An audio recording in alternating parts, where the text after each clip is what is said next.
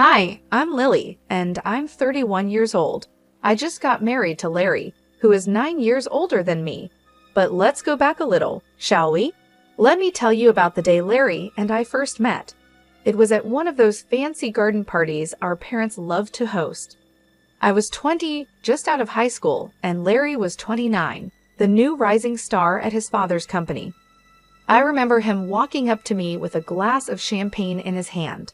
"Lily, right?" he asked, his voice smooth as silk. "I've heard a lot about you." I blushed, unsure of what to say. "And you're Larry. I've heard a lot about you too," I replied.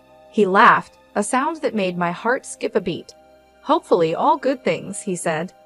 We spent the rest of the evening talking, laughing, and, to my surprise, connecting in a way I hadn't expected. That night, our parents saw us together and started thinking about us getting married. It took a few more years, but eventually their plan worked out. Before we got married, we signed a prenuptial agreement. It was straightforward. If one of us cheated, the other could end the marriage and walk away with $7 million. I had no intention of cheating, so I signed it without a second thought. I remember the day we signed that agreement. My dad, a man of few words, but with a big heart, looked at me with concern. "Are you sure you're okay with this, Lily?" he asked, his voice steady but with a hint of worry. "Dad, it's fine," I reassured him, giving him a quick hug. "I trust Larry and he trusts me. This is just a formality." Larry was there too, and he was the one who insisted on signing the paper. "I don't want you to feel pressured, Lily," he said, his voice sounding a bit tense. "If you're not comfortable with this, we can talk about it more." But I just shook my head and smiled at him. "Larry, I'm fine with it," I said. "I trust you," I said. He seemed relieved and gave me a warm smile. "And I trust you, Lily," he replied. That was the beginning of our journey together. We got married in a grand ceremony that everyone talked about. I was excited about starting this new chapter in my life, completely unaware of the storm that was on the horizon. After the wedding, we moved into a beautiful house just outside the city. It felt like a dream come true living with Larry and waking up next to him every morning. He was sweet, caring, and for a while, everything seemed perfect. Our honeymoon was like something out of a fairy tale. We spent 3 weeks at a gorgeous beach resort, soaking up the sun and enjoying each other's company. But when we returned home, things began to change. Larry became a different person, distant, always lost in thought.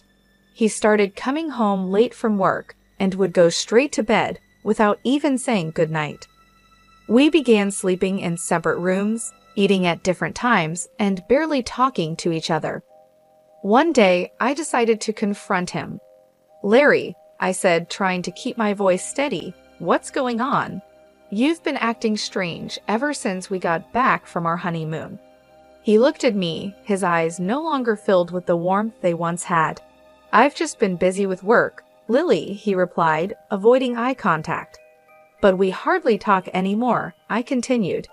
"We're living like strangers in our own home." He sighed, running his fingers through his hair. "I know, Lily. I'm sorry. I'll try to make more time for us." But nothing changed. In fact, things got worse. Larry started coming home even later, sometimes not until the early morning. He stopped eating with me, and we barely saw each other. I began to have doubts. Was he seeing someone else? The thought made me feel sick, but I couldn't ignore the signs. I decided to confront him again. "Larry," I said one night when he came home late, "are you seeing someone else?" He looked shocked by my question. "What? No, Lily, I would never do that to you." "Then why are you always out? You never spend time with me," I said, tears filling my eyes. "I told you, it's just work," he said firmly. "I'm not cheating on you, Lily." But I couldn't shake the feeling that something was wrong. Larry was not the same man I had married. He was distant, cold, and seemed to be hiding something. I didn't know what to do. I loved Larry, but I couldn't keep living like this. I decided to start investigating.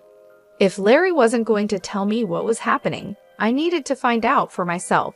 I began by checking his phone when he was in the shower. I felt guilty for invading his privacy, but I was desperate for answers.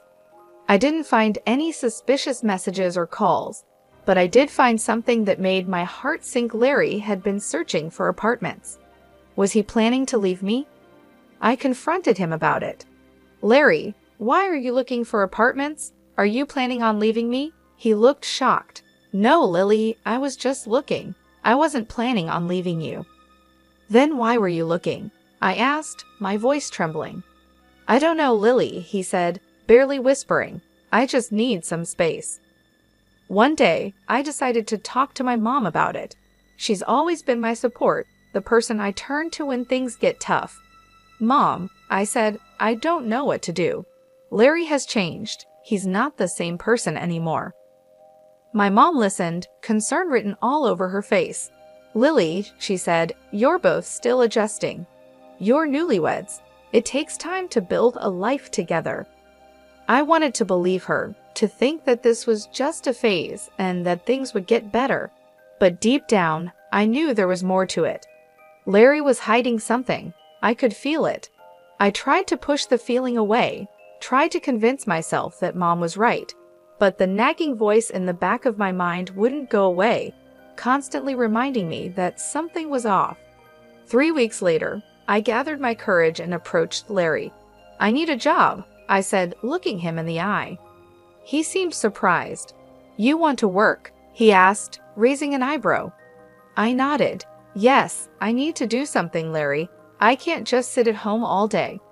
He thought for a moment, then said, I can offer you a job at my foundation. We help kids in tough situations. Would you be interested? I was surprised.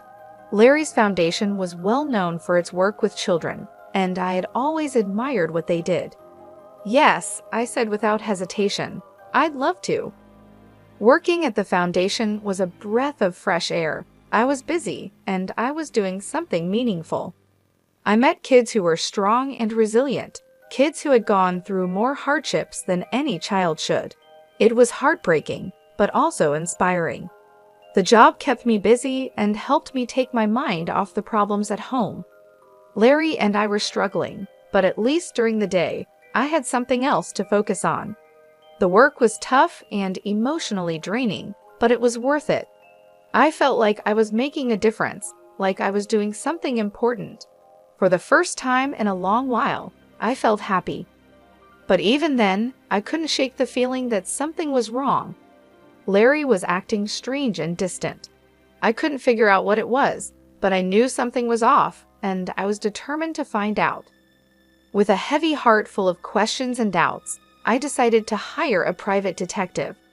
I needed to know if Larry was cheating on me. It wasn't just about my pride. It was about my peace of mind. I couldn't live with constant uncertainty, always wondering what had gone wrong. There was also the prenup we signed before getting married. If Larry was cheating, it wouldn't just be a betrayal, it would be a costly mistake. I found a detective agency in the city run by a man named Tyler.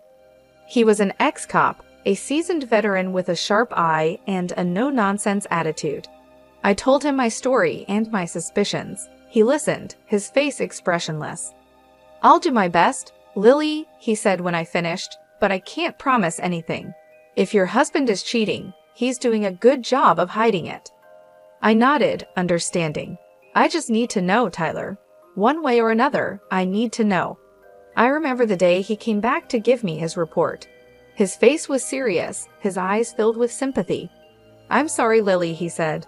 I couldn't find any evidence that your husband is cheating on you. I felt a strange mix of relief and disappointment.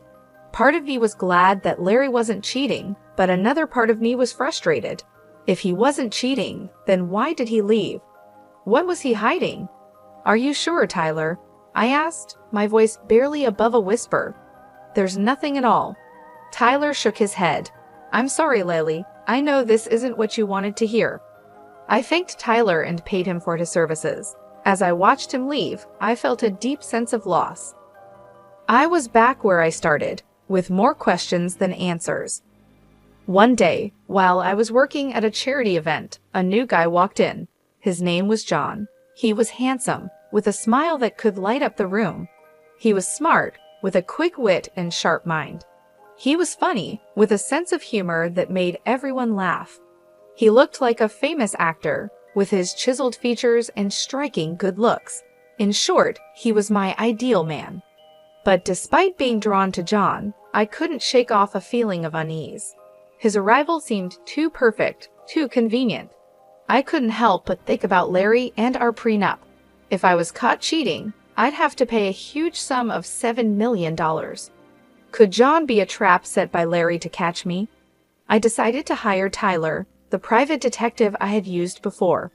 I asked him to investigate John and see if he had any connections to Larry. Tyler agreed to take the case and started digging into John's past and connections. He followed him, watched his movements and interactions. Tyler was thorough, leaving no stone unturned. In the meantime, I tried to keep my distance from John. It was hard, especially since he was so charming and attractive, but I had to be careful. I couldn't afford to fall into a trap, not when so much was at stake. One day, John asked me out for coffee. I was torn. Part of me wanted to say yes, to get to know him better. But another part of me was scared, worried about what Tyler might find. "I'd love to, John," I said, trying to keep my voice steady. "But I'm really busy right now. Maybe some other time." John seemed disappointed but didn't push. "Sure, Lily," he said, his smile fading a bit. "Some other time." I felt a pang of guilt. What if I was wrong? What if John was just a nice guy, and I was letting my suspicions ruin something good? But I couldn't take the risk, not until I knew for sure. 5 days later, Tyler came to give me his report. His face was serious, his eyes hard. "I'm sorry, Lily," he said, "but your suspicions were right. John is working for your husband." I felt a rush of emotions, anger at Larry for trying to trap me, relief that I hadn't fallen for it, and sadness that John wasn't who I thought he was. But above all, I felt a sense of vindication. I wasn't imagining things, my suspicions were real. "Thank you, Tyler," I said, my voice catching with emotion. "You've done a great job." As I watched Tyler leave, I felt a strange sense of closure. I had dodged a bullet and avoided a costly mistake. But I also felt like I had lost something, the idea of the perfect man and the hope of finding love again. It was a hard truth to accept, but I wasn't going to let it bring me down. I was stronger than that. I was determined to move on and find happiness again. I didn't need an ideal man. I just needed someone who was real and honest, and I was going to find that person no matter what. Instead of sending John packing right then, I decided to take a different approach. I chose to play along and befriend him, all while keeping my behavior above board, so Larry would have no reason to accuse me of anything. John, however, took my friendliness as a sign of something more. He started to relax, thinking he had me fooled. The irony was that he was the one being played, but I didn't let him in on the secret. I couldn't risk him running back to Larry, so I kept up the act and maintained a friendly facade. One day, I decided to take things up a notch. I asked John to join me for lunch, making it sound like a casual discussion about charity work.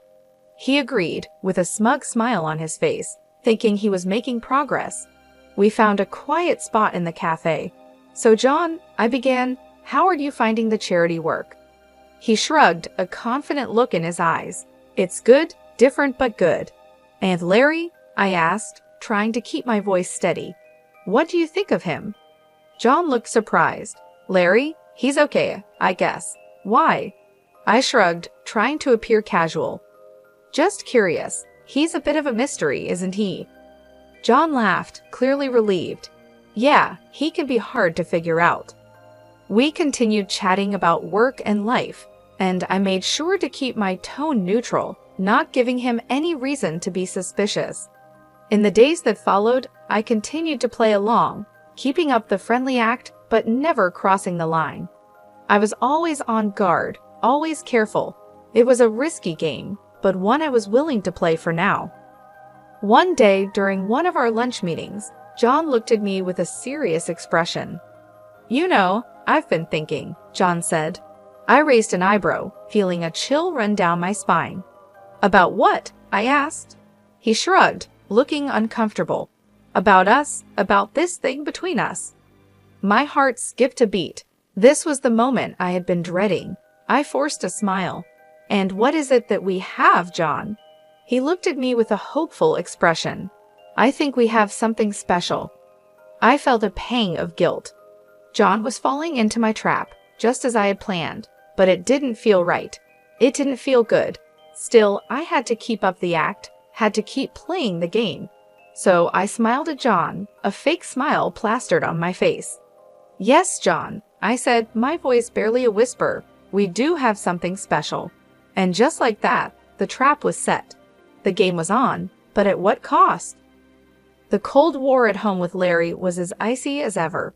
We'd occasionally run into each other, exchange chilly greetings, and then retreat to our separate corners. Most nights, he stayed at his apartment, claiming it was more convenient for his work. One Friday afternoon, I called John. I laced my voice with warmth as fake as his documents, inviting him over to my place. He probably thought I was finally ready to give in to his advances. Poor guy, he couldn't have been more wrong. When John stepped into my home, he was greeted not by a seductive housewife, but by my old classmate, now a stern-faced police officer. The surprise on John's face was worth every bit of it. The officer checked John's papers, and as expected, they were as fake as a $5 bill. Now it was my turn to make a move. I offered John a choice. He could either stick with Larry and face the consequences of his fake documents, or he could switch sides and work for me. John's eyes darted between me and the officer, and after a moment of silence, he nodded. He agreed to my deal. Checkmate, Larry. With that, the real game began. I had Larry's pawn now playing on my side, but I knew this was just the beginning. Larry was a crafty man. He wouldn't go down without a fight. In the days that followed, I kept a close watch on John. Despite his agreement, I knew I couldn't fully trust him. He was a wild card, a potential threat, but for the time being, he was a useful one. One day, I called John to my office. "We need to talk," I said, my tone serious. He looked at me, a hint of unease in his eyes. "About what?" "About Larry," I replied. "I need to know everything, his plans, his strategies, everything." John hesitated, then nodded. "Okay, I'll tell you everything." I knew I had my insider, and my counterattack was ready. But this was just the beginning. The real battle was still ahead. Larry wouldn't go down without a fight, and I had to be prepared. This wasn't just a game anymore. It was war, and in war, there are no rules, only survival. Days turned into weeks, and I was getting anxious. I wanted to confront Larry, to show him I wasn't the pushover he thought I was. Tyler, who I turned to again, gave me some advice. "Push Larry," he suggested. "Make him think you've fallen into his trap." It was a gamble, but I was ready to play the game.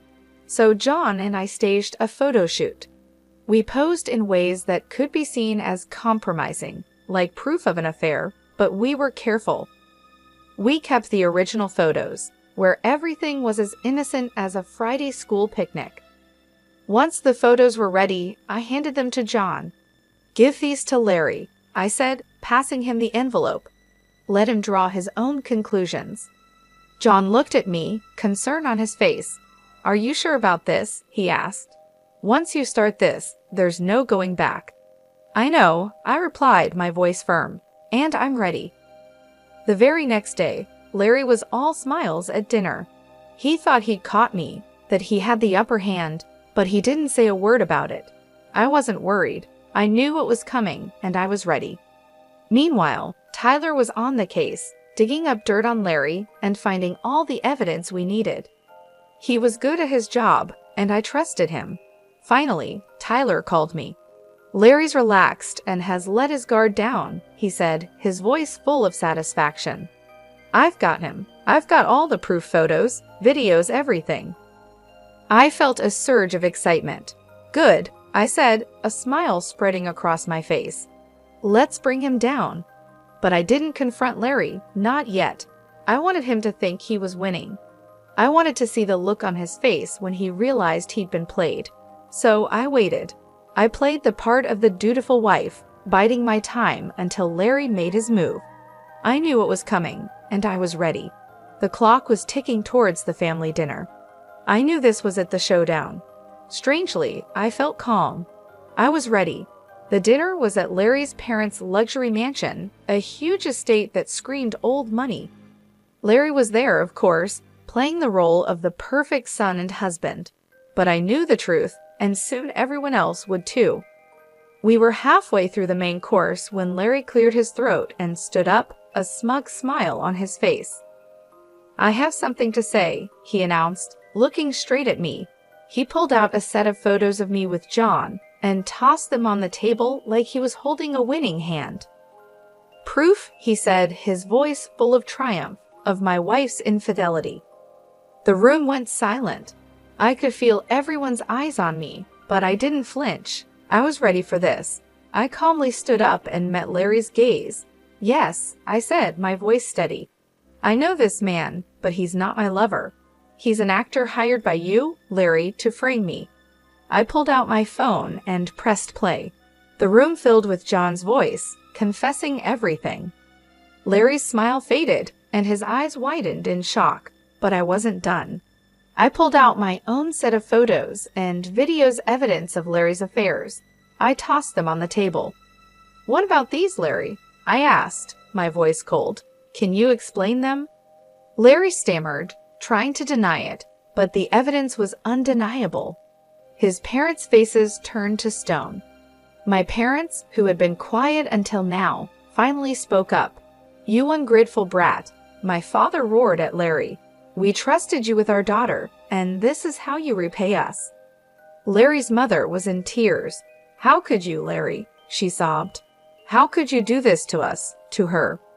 The aftermath was swift. We divorced. Larry's parents, furious at their son's deceit, fired him from their company. His reputation was in ruins.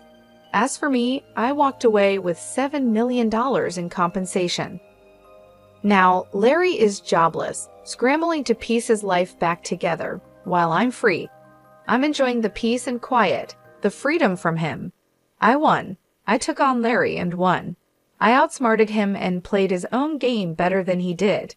And it feels good. It feels right.